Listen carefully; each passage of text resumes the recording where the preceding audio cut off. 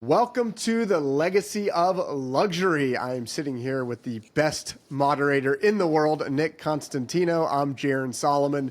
And Nick, I did not read a thing that you sent over today, so why don't you take it away? Sounds about right. That's the job as a moderator, just wing it and make it up as we go. All right, so today we're going to talk about, as fitting as it is, a day in the life of a jeweler. Oh.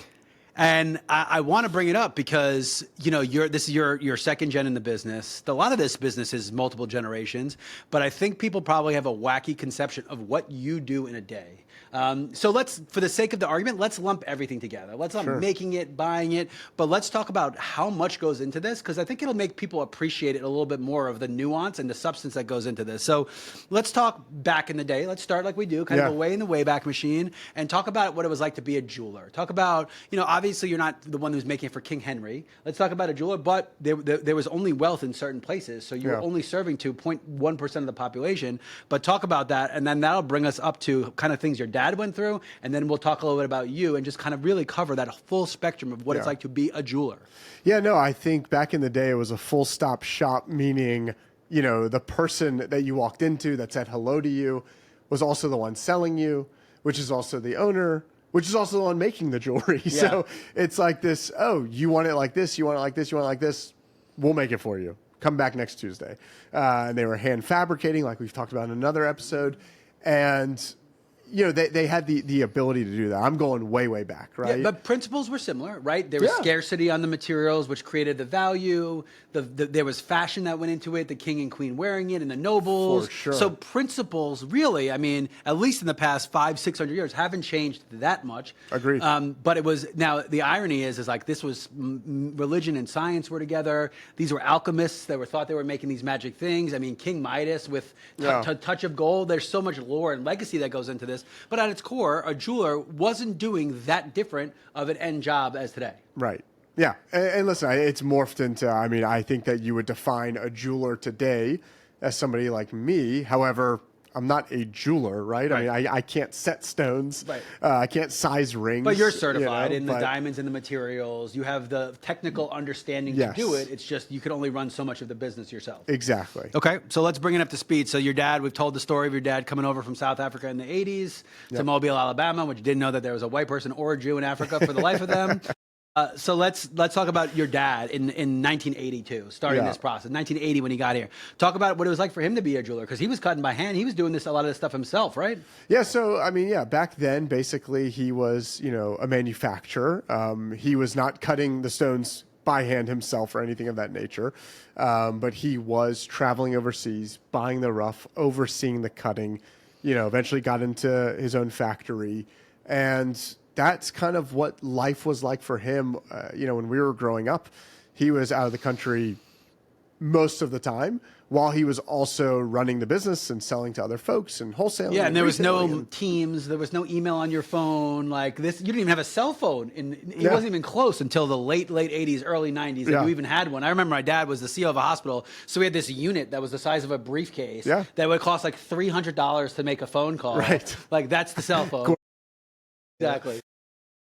No, it was really interesting when you bring up a great point. He talked about it, but I never actually conceptualized it until today. Of like, he had to make up his mind how much was he going to travel to manufacture and how much was he going to travel to sell. Because you're right, the only time he sold was when he went to go see his customer. If he didn't go see his customer, he didn't sell anything. Yeah, I'm sure he had a badass notebook where he was keeping ideas and stuff, but didn't have AI translating in real time and putting net messages back and reading your thoughts. No, are you kidding me? He took out his Atlas map to go find his customers. I mean, just, you know, wow, what a difference a day makes. But because he saw every aspect of the business, he set you and the family up for success, because as opposed to being a specialist in one thing, he really had that jack of all trades, I assume, and it's something that you probably are influenced by every day. Oh, there's no question about it. And it makes you very versatile in this business. Yeah.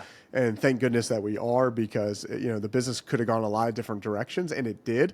And we were able to go with it.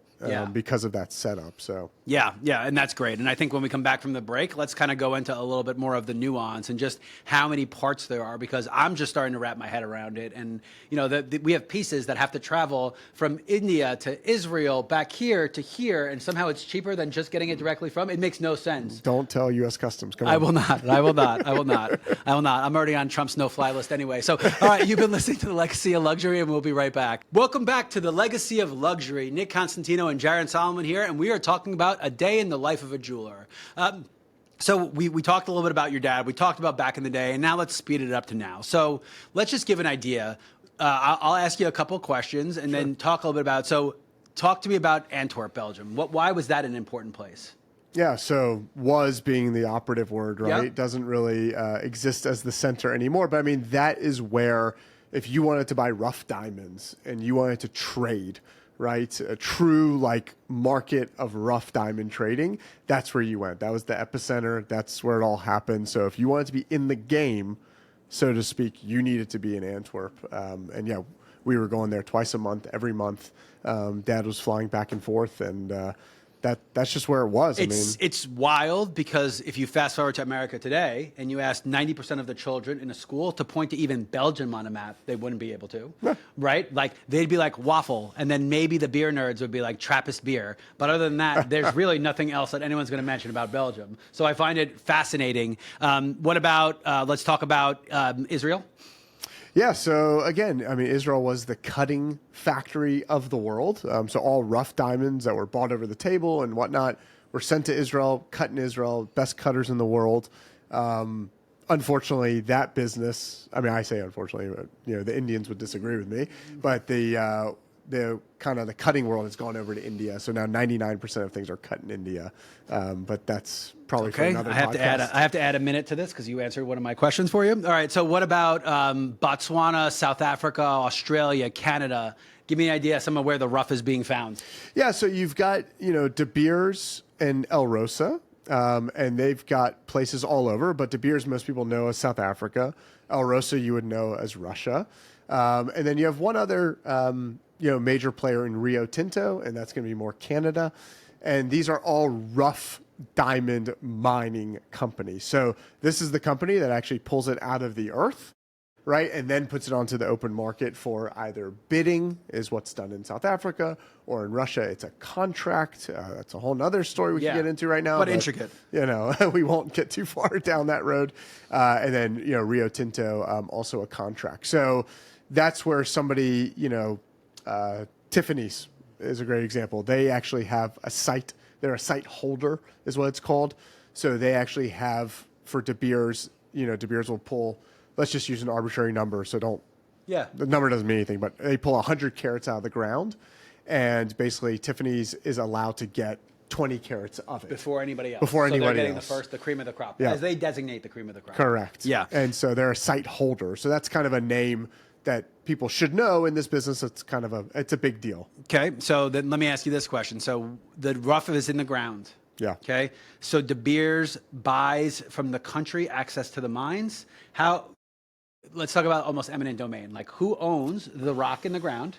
And then how does that process work for them to be able to pull it out? I know there's contracts, because I know Botswana is going through something big with De Beers now. With their terms of the renegotiation, De Beers is trying to sell a portion off, and Botswana's like, what about us? Our country's still in poverty. You promised us X, Y, Z. So talk about how and I know that the Russians especially, in the late 60s and early 70s, took all of the commodities back under state control. Exactly. So talk a little bit about, again, we don't have to go, this could be a whole episode in itself. Sure. But just a little bit about who owns that diamond and what the process is like, sans the politics, to pull that out of the ground. Yeah, absolutely. So El Rosa being the largest, actually, in Russia, like you said, that's state-run now, so that has nothing to do with the private sector. Yeah. And you've got to go through the Russian government, which is why currently, as we record this episode, there's sanctions on Russia, and so we can't do business there, and so nothing of ours is coming out of Russia.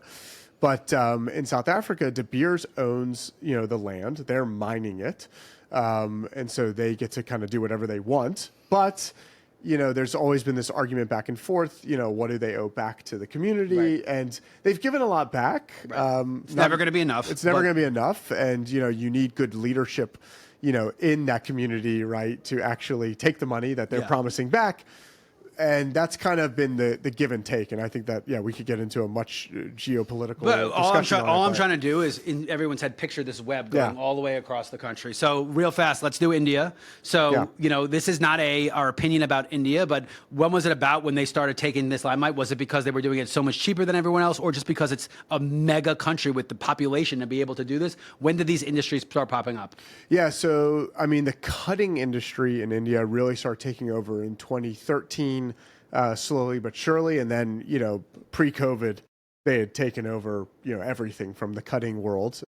Big stones were still going to Israel because the best cutters were still there, a 5 carat plus kind of thing. But that has slowly morphed a little bit as well because you can't just keep your factory open for one type of cut. So India's doing a lot of that, and they're very they've just got so many. And then the polished diamond, since they're the one cutting it, is also kind of in the epicenter for people that want to go buy polished diamonds that are already cut.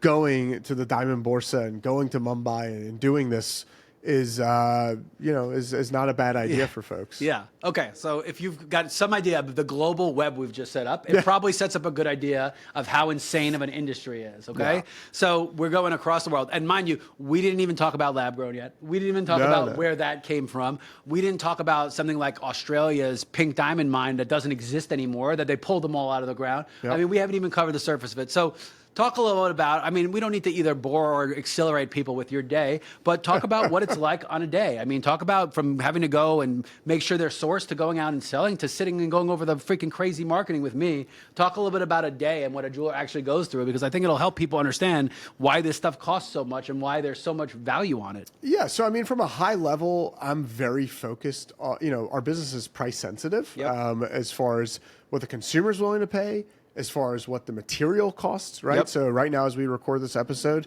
we just had a whole meeting this morning. You were a part of it on gold prices. Is gold, as we recorded today, gold's at 3,600. Is it going to 4,000? Is it going to 5,000? How do you price that into the market? And isn't it even harder nowadays because the speculators are almost trying to spark it in a certain direction? 20 years ago, there was 2 sources you would go to see what a stock would do. Nowadays, every freaking idiot with a phone is putting out stock tips and stuff like that. And like every time they say ship gold, every time they say it can't go up, except all of a sudden then Costco starts slinging gold and somehow it goes up another 100 just because Costco's selling it. But that's got to even make it harder. It's very hard, and it's hard to predict, and it's a hard way to run a business, right? We got to get all of our tags right. We've got over 3,000 or 4,000 SKUs, in the store. It's crazy. Yeah, even more. Definitely more on the website. Yeah. But these things cannot be dynamically priced, like they're on the tag out there. They're physically printed. So and that's part of the trust. Right? Don't you feel sleazy if you go to buy something and there's no price on it? And like, wait a second, how do I know? I know. I hate it. We talked about it. That was the whole meeting this morning. I don't like people not seeing it, but I'm also not like trying to lose money on the sale. So I've got to kind of balance that. The diamond industry itself between lab grown and natural. Right now, the buzzword is tariff, right? Which has a huge impact that is coming down the pipeline. We were able to get a lot of, diamonds out, right, during this whole tariff talk, and now they're in the USA, so they're not subject to the tariffs. But what happens come, in a month, like a little month like December? I don't know if you've heard of it, a little holiday called Christmas. Right, and then do you sell everything in December and then not have everything for January, February? This is, when you start talking about rationing, then you're talking about scarcity, which is what drives the prices and drives these scares. I think luckily, this is also part of being a wholesaler, which goes into this conversation, that we have access to the dynamics of a market, because we are actually an end man and a middleman, which gives us pricing power, but it also allows us and makes us understand the market dynamics much more than just the store would. Listen, not to toot my own horn, and I will give my father the ultimate credit, as I always do, but having the wholesale business is just going to pay so much dividends for us right now, because I don't have to sell to other retailers if I don't want to. Right. And so I've got enough inventory that I can make these 3 and 4 month decisions. But you also have higher demand from them who are willing to pay more. So it's it's always a balancing act. And again, it is. I'm glad, but this was not the plan, because again, you didn't even read what I freaking sent you, and I haven't even looked at it yet. But the plan was, but we're doing is we're setting up all these variables, and I'm trying to hit you with them to just see how much goes into this. So talk about okay, we did all that amazing work on the back end. We've sourced it. We've pulled it in. Talk about working with the brands and working with designers and making sure we're having all this. We're staying up with what's trends, but we're also staying with what's classic. Because I have to imagine merchandising is stressful, but a huge part of the job. Yeah, so for me, I'm very analytical. I don't go off of any gut feeling on what I think will happen, and I also try to leave a ton of room for interpretation. Meaning, I'll go to a vendor and say, okay, you've got a brand new collection coming out. Yeah. No problem. But I need to put my money into a place where I know things are going to sell. So maybe I'll try to get them to send it in on a consignment or a memo basis or whatever it is. But again, how much harder are your books? Having to deal between what we buy, what we take on consignment. There's 6 different models of revenue streams coming in. It's got to be, that's what I'm saying, it's got to be exhausting. Listen, shout out to Jackie, been with me for a long time, and she keeps me completely up to speed and up to date, so she deserves all the credit in the world of keeping me in check, because I'm an absolute mess, because all I'm focused on daily is trying to get merchandise in that I think people will love, and that they seem to be buying over and over and over again, and to make sure it's in stock. I'm a big turn guy. So for those out there, inventory speaking, they understand turn. Yeah, and this is for any retail location, really. Oh, this is just retail in general, right? Yeah. I mean, you want to go into the store, and the thing that you like to buy the most, you want it to be on the shelf. When it's not on the shelf, it's frustrating. Yeah. And so same thing for us. If someone comes in for a very classic wedding band, it needs to be there for them, and it needs to have options. So that's why I just came out with a finger size program on Eternity bands. Yeah. I've got every finger size imaginable now, in every shape ready and size, to go. ready to go. Because that is what I felt the demand was, and that's where I want to put my money to make the consumer experience much better. And that's what I'm focused on a daily basis. And it's a buzzword, I know. The consumer experience, a lot of people take it like, we should be hitting a piñata in here and something should be falling out. Yeah. Okay, that'd be fun too, Nick. You can look into that. Yeah. But for me, it's I came in to Cinco de Solomon. I came in to try something on, and I want to see it. I want to feel it. I want to touch it. I mean, that's the beauty of brick and mortar retail, and I take that very seriously. I take that to heart. And when someone is like, oh my goodness, I went to 5 other places and I couldn't see it, that's my favorite thing. Yeah. Yeah, I love it. And we haven't even talked about how e-commerce plays into this. I mean, there's so much, and that's why we're setting it up. So when we get back from the break, we're going to finish this conversation off. Talk a little bit about, I think it's a nice time to talk about where the industry is going and what you expect the next couple of years to look like. But you've been listening to The Legacy of Luxury, and we'll be right back after this break. Welcome back to The Legacy of Luxury. So, Nicholas, you've been here for 3 or 4 months now. What has surprised you the most so far in the business? Well, honestly, I think that in the history of the jewelry business, I might be the quickest learn. And I think you've thrown me in a position to probably be the quickest learn in the history of the industry. But look, here's what I find.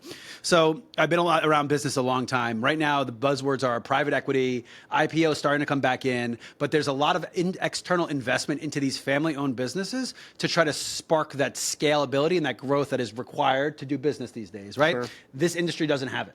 They're family-owned businesses. It's mom and pop shops. There's no threat from private equity because my understanding, the inventory we're messing with is so large that these are things that private equity doesn't want to invest in. They want to invest in home improvement where it's only the manpower. And that's the only tangible good that they have to take on. Right. So what I find so fascinating is how from one store to one brand to another, the conversation is so different and what their tactics are. There's no standardization across it.